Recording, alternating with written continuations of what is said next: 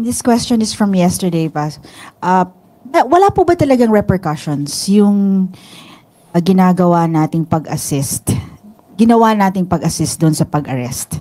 Like yung we provided the airplane, mga ganun po. Wala po ba itong magiging masamang epekto? Mas magkakaroon po ng repercussion kapag ka po hindi tayo tumugon sa ating obligasyon na makipag-cooperate sa Interpol. Yeah, since hindi na tayo member, yun ang... Hindi naman po ang konsiderasyon dito ay yung pagiging miyembro ng ICC. Ang konsiderasyon pong ibinibigay natin dito ay yung pakikipag-cooperate po sa Interpol. Thank you. Christian Yusores, Radio 630. Magandang umaga po, Yusek. Ano po ang reaksyon ng Pangulo o ng Palasyo po doon sa desisyon ng Office of the Solicitor General na recusal o pag-atras po na maging kinatawan ng gobyerno sa mga petisyon sa Supreme Court kaugnay po ng pag-aresto kay dating Pangulong Duterte? Iginit po kasi ng OSG na wala nang kahit anong legal obligation ang gobyerno na makipagtulungan sa ICC dahil nga daw po hindi na tayo miyembro ng Rome Statute. Okay. Sa kanya pong manifestation, sinabi he wants to recuse himself to represent because he cannot effectively represent the government.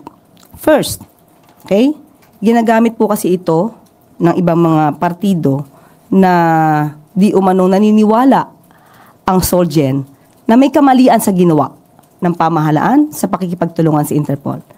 Maliwanag po kung inyong nabasa ang manifestation po ni Solgen Maynardo Guevara. Binanggit lamang po niya na siya po ay naniniwala na walang jurisdiksyon ang ICC sa Pilipinas. Yan din naman po ang tinura noon pa ng Pangulo. Pero hindi po niya nabanggit kailanman sa kanya manifestation na mali ang pakikipagtulungan ng gobyerno sa Interpol. Yun po. So kung hindi po niya kakayanin ipagtanggol ang gobyerno, ang mga opisyal po ng gobyerno na tumugon sa Interpol, siguro sa kanya pong damdamin lamang po yun. One follow-up lang po, ma'am. May possibility po ba na palitan ang Solicitor General kasi parang he defied yung mandato niya na maging representative po ng gobyerno sa mga kaso? Wala pa pong napag-uusapan dyan dahil napakabago po talaga nito. Lumabas lang po yata to kagabi. Pero siguro po mas maganda po kung mismo si Solgen ang mag-assess sa sarili niya kung siya pa po ba ay nararapat na tumayo bilang Solicitor General. Follow up to the same question, Tuesday New DZWB. Good morning, Yusek. Kung ganun po ang sitwasyon ngayon ng OSG, ano po ang natitirang option or legal remedy ng gobyerno para magkaroon ng representation po doon sa pagtatanggol kay dating Pangulong Duterte sa ICC if meron man na plano ng ganito ang gobyerno? Kailangan po sumagot. Kung sino man po ang respondent sa Supreme Court, hindi po maaaring hindi sumagot.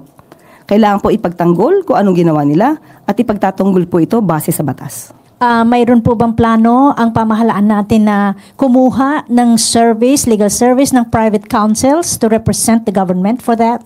Wala pa po kami na pag-uusapan kung ano pong balakin dyan, pero sasagot po sila. Kung ito man galing sa gobyerno ng mga lawyers or private, hindi pa po namin na pag-uusapan. But meron, ma'am, na ganong option na gagawin dahil nga ang OSG ay dumistansya na. Kukuha po sila ng abogado. Hindi lang po natin alam kung mula sa gobyerno o mula sa pribado. Sino po ang kukuha ng abogado? Yung mga respondents po. Okay. Hindi po from... respondents din po sa kaso is ES Lucas Bersamin, kung tama po ang pagkakaintindi ko, and Department of Justice, ganun po ba yun? Sila ang kukuha ng abogado? Kung sila po yung involved sa kaso, kailangan po nilang sumagot. So, kailangan din po nilang kumuha ng abogado. Okay, salamat po. Related pa rin. Related question, Maricel Halili, TV5. Quick follow-up lang po. Good morning, ma'am. Does the palace think that it is morally right for Solgen Guevara na mag-recute sa kaso, considering that during the time of President Duterte, he was the Justice Secretary, so baka may conflict of interest. Do you see this? We have not talked about that. But we know that he will recuse himself from representing the government. And if it is related with his former post as the OJ secretary, we have not yet discussed about that. Follow up, Ivan Mayrina, GMA Integrated News. Attorney Panelo views this act by the Solgen as a win, as in fact something that strengthens their case, questioning the jurisdiction of the ICC. Your reaction to that? Of course, he will make that statement favorable to their case or to their position, when in fact it's very clear from the statements, from the statement of Solgen Guevara, that he's only discussing about the jurisdiction of the ICC. And that is also the pronouncement of the President that the ICC has no more jurisdiction over the Philippines. So there's nothing wrong with that. But never did Mr. Solgen mention that he is against the cooperation of the government with the Interpol. So how could it be used against the government?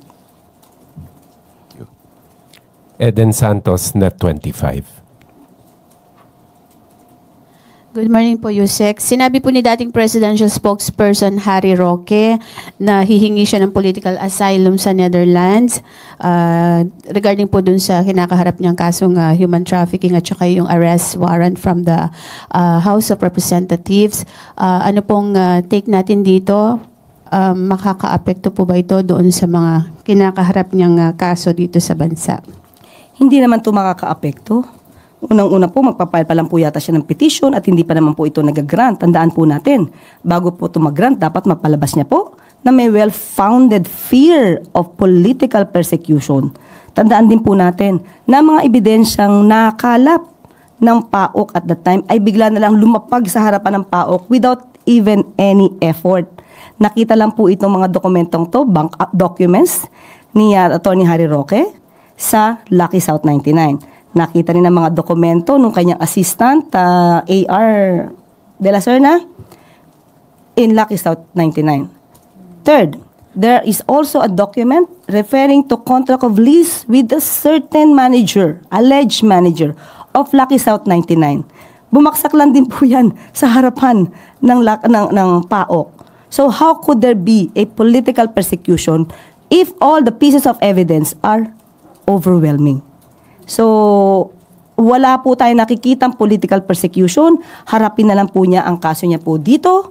Mas maganda po yan para maipakita niya sa taong bayan na wala po talaga siyang kasalanan. Is it possible po na makipagtulungan din ang Pilipinas o gobyernong Pilipinas sa Interpol para po siya ay mapabalik dito sa bansa since siya po ay nandoon sa Netherlands? Hindi pa po natin nakikita po yan sa ngayon, pero siguro po maiiba ang sitwasyon kung siya na may warrant of arrest na inisyu ng korte. Thank you. Related po. Sige. ICC. Okay. Gilbert Perdez, DWIZ. Good morning po, Yusek. Yung mula ho nang dalhin sa ICC yung dating Pangulong Duterte, dumami po yung mga abogado at saka yung mga legal experts na nagsasalita about sa case at pati na rin po sa kampo ng dating Pangulo at umabot po sa punto na pati yung merits po ng kaso ay natatouch na. Possible ho ba na malabag dito yung sub judice rule or applicable po ba yung rule na ito sa kaso before the ICC po? Hanggat hindi naman po nagsasabi ang ICC na someone is violating the sub judice rule, ito tuloy-tuloy lang po yan. Sila naman po ang pwedeng magreklamo niyan at magbigay ng order na wag pag-usapan. Thank you po. Still on the ICC case, Ivan Mayrina, GMA Integrated News. Ma'am, isang bahagi daw ng reparation sa mga biktima ng crimes against humanity ay yung pag-freeze ng assets ng akusado pag nahatulan at pagbibigay, posible, na reparation sa mga biktima. Sakali magkaroon po ng request for asset freeze, will the government comply with the ICC request? Okay. Malamang ito po ay ituturo natin sa AMLAC. Tandaan po natin, kapag may kaso po ng plunder, isasantabi ko muna po yung ICC. Okay? When it comes to freezing of assets, meron na pong isampang kaso si Senator Trillanes ng plunder against the former President Duterte and Bongo. Dapat noon pa lang po sana inaralan ng AMLAC kung dapat i-freeze because the case is plunder. Okay, kung ito po ay magkakaroon man ng issue or magbibigay ng order ang ICC, ituturo po natin, ibibigay po natin to dapat sa AMLAC kung kinakailangan po. But doesn't this amount to cooperation with the ICC? Kaya nga po ibabato natin sa AMLAC. But AMLAC is under the Philippine government. Yes, but if there's a need for that, ang AMLAC walang sinisino. So kung kinakailangan po, para po mabigyan ng reparation damages kung sino man ang masasabing na biktima, din kailangan pong ibigay ang hustisya. And it doesn't matter if the request comes from the ICC whose jurisdiction we do not recognize? Yes, because dapat natin ibigay kung anong dapat na maibigay na hustisya. Thank you. Kat Domingo, ABS-CBN. I'm just bringing back the discussion on the Solgen. How necessary is it for the palace to find another solicitor or another solicitor general or another government lawyer who is more willing to defend government agencies that executed the arrest? What is the important? It's very important. It's very significant to get another lawyer who is very competent and very effective in defending the causes of the government. And do you not see that coming from Solgen Guevara as of now?